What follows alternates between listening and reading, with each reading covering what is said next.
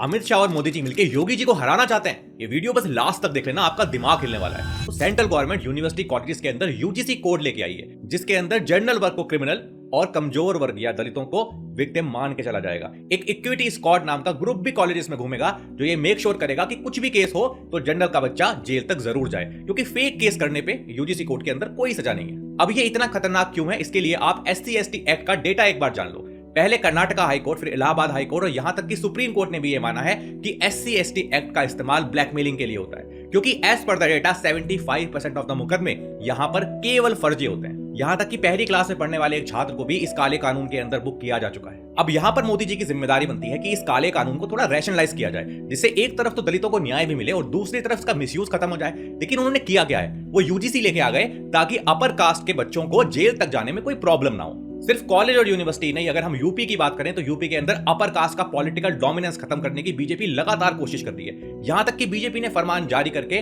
ब्राह्मण और upper caste MLAs की मीटिंग पर भी रोक लगा दी है। बट ये हो क्यों रहा है, इसके पीछे का गणित समझो। देखो, उत्तर प्रदेश के अंदर लगभग 20% जो लोग हैं वो अपर कास्ट से बिलोंग करते हैं और लगभग 20% के आसपास ही हैं जो दलित हैं। लेकिन अपर कास्ट का पॉलिटिकल डोमिनेंस बहुत जबरदस्त है। अगर आप एग्जिस्टिंग डेटा देखोगे तो 44% जो MLA हैं अपर कास्ट से ही बिलोंग करते हैं। अब एक साल के अंदर उत्तर प्रदेश में चुनाव है और एक साल में दलित वोट बैंक तो बीजेपी को वोट देने से रहा, लेकिन 44% का जो अपर कास्ट है ये बीजेपी से इस टाइम पे बहुत ज्यादा नाराज है। बट इसका असर क्या होगा, अगर ध्यान से देखें तो हिंदुत्व और अपर कास्ट की जो राजनीति है वो बीजेपी से कहीं बड़ा वोट बैंक और बैकबोन योगी आदित्यनाथ की है, जिसके दम पे योगी आदित्यनाथ पिछले 9 साल से मुख्यमंत्री हैं। और अगर इन 44 MLAs के दम पे और अपर कास्ट की सपोर्ट से योगी आदित्यनाथ एक बार और चुनाव जीतते हैं तो वो 2029 में अमित शाह को बिल्कुल साइडलाइन करते हुए पीएम के सीधे कैंडिडेट बन सकते हैं। इसीलिए एक थ्योरी ये कहती है कि पहले 2024 के लोकसभा इलेक्शन में भी योगी या यूपी को कमजोर करने की कोशिश की गई और अभी उनके मेन वोट बैंक को टारगेट करके 2027 में उनको और कमजोर या फिर शायद हराने की भी कोशिश की जा सकती है।